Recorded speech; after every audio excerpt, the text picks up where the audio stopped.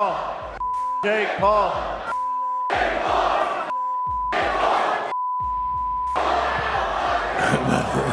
Jake, throughout. Jake Paul just got brutally terminated by Mike Tyson after pulling the plug on their much-hyped fight. I know, it's probably the biggest shocker you'll see today.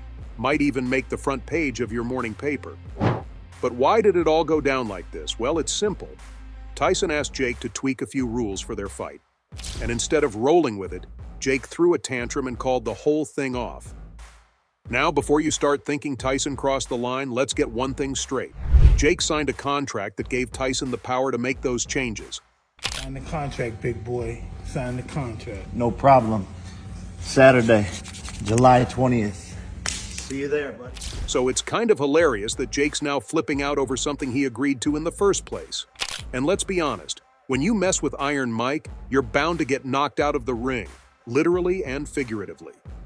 So you're probably wondering where all this drama actually went down, right? I mean, you were glued to that screen during the press conference on 18th August, hanging on every word, and there was no mention of any of this craziness. But here's the kicker. Those juicy bits were conveniently cut from the live broadcast. Yeah, they snipped out the most explosive moments like they were trimming a movie trailer, leaving you in the dark. So let's rewind to that press conference at Fanatics Fest. It was supposed to be your standard affair, some hype, a little trash talk, the usual pre-fight antics to get everyone riled up. But of course, Jake Paul had other plans. Instead of playing his part in the promotional dance, he decided to go off script and turn the whole thing into a spectacle. I'm talking full-blown theatrics here. Jake wasn't content with just throwing a few jabs. Oh no, he was on a mission to verbally annihilate Mike Tyson.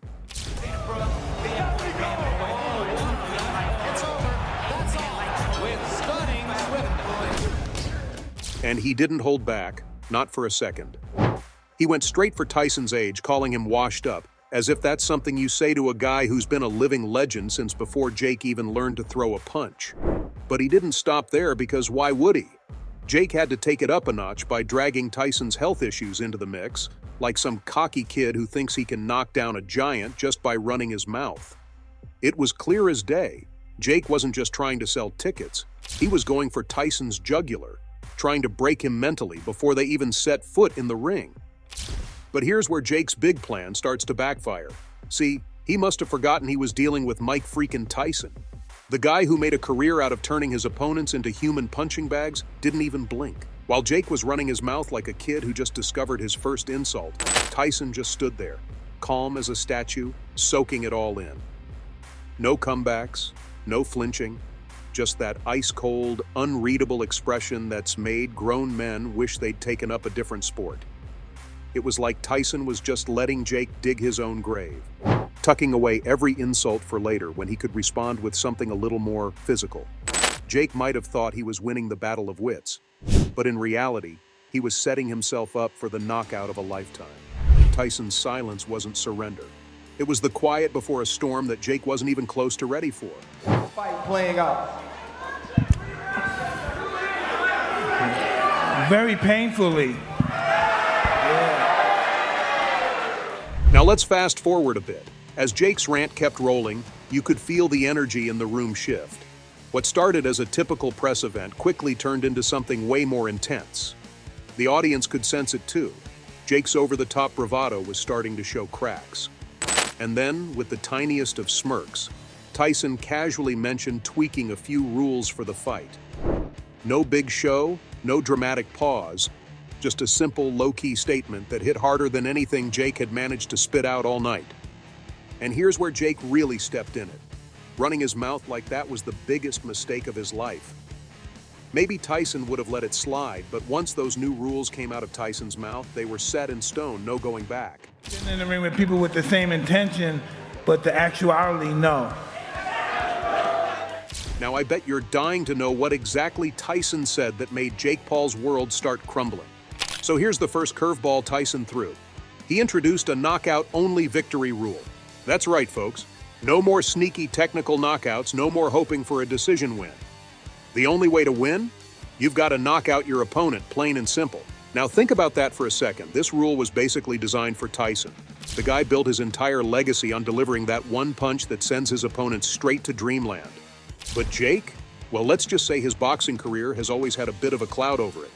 There have been whispers, okay, maybe more like shouts, about how legitimate his victories really are. And now, with this new rule staring him in the face, Jake was looking down the barrel of a terrifying reality. As soon as Tyson dropped that bomb, you could practically see the color drain from Jake's face.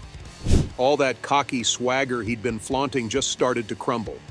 This wasn't just some minor tweak, it was a direct challenge to everything Jake's so-called boxing career was built on. Suddenly, all those decision wins and TKO victories, they meant absolutely nothing. Tyson had just handed Jake a reality check on a silver platter, and trust me, it wasn't pretty. But Tyson wasn't done yet. Oh no, he had one more twist to throw into the mix. He announced there'd be 2 extra rounds. That's right, the fight that was already going to push both men to their limits just got even tougher. Tyson was making it crystal clear this wasn't going to be some quick, flashy fight. This was going to be a brutal test of endurance, a war where only the toughest would survive. For Tyson, who's gone toe-to-toe with some of the hardest hitters in history, 2 more rounds were no big deal. But for Jake, whose commitment to the sport has always been, well, questionable, this was nothing short of a nightmare coming true. So when Jake started whining about the new rules being illegal, it was nothing but a load of nonsense. Tyson was well within his rights to make those changes, just like the contract allowed. Jake's public meltdown wasn't about what was fair. It was his last-ditch effort to back out of a fight he suddenly knew he couldn't win. The so-called illegal rules? Yeah, those were exactly what Jake had signed up for from the start. The backlash was swift and man, it was harsh. Jake's already shaky reputation took another nosedive, and suddenly, the narrative flipped. He wasn't the fearless fighter he'd been pretending to be. He was just a guy who bit off more than he could chew and was now trying to run from the consequences. Tyson's rule changes didn't just alter the fight. They blew Jake's cover wide open, revealing him as someone completely out of his league. Put this in. Performance of a lifetime on November 15th, and the universe will align for all of its glory and good for God. Be in shape, be in good shape, because your health depends on it. Hey, you're the one that wanted 8 2-minute rounds. Do you want to make it 10 threes? Don't talk to me about shape. Don't talk to me about shape. Stay in shape, all right? You want 10 threes? Okay. You want... And let's be real here, Tyson did what had to be done. I mean, if he's putting in the effort, why should he waste his time on someone like Jake Paul? Especially with all the whispers going around that Jake's victories might not be as legit as he wants everyone to believe? Yep, the rumors have been flying that Jake, our YouTube sensation turned wannabe boxer, has been greasing palms, bribing referees to secure those TKO wins that have been padding his record. Now, these rumors aren't exactly breaking news, but the timing. Absolutely disastrous for Jake.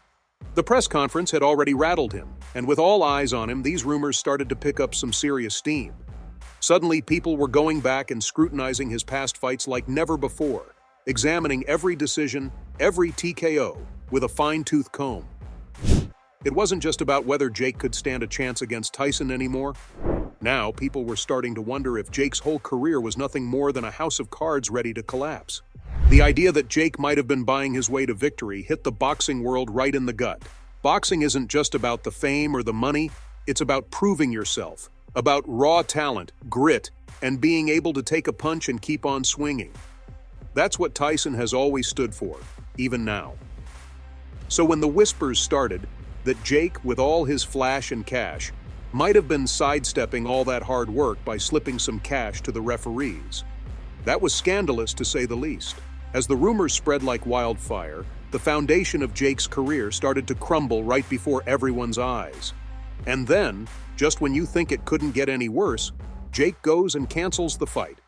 It was like handing the public a golden invitation to hate on him even more. I mean, seriously, this guy has a knack for dodging instead of standing his ground. And these kinds of high-stakes, highly anticipated fights, they don't come cheap.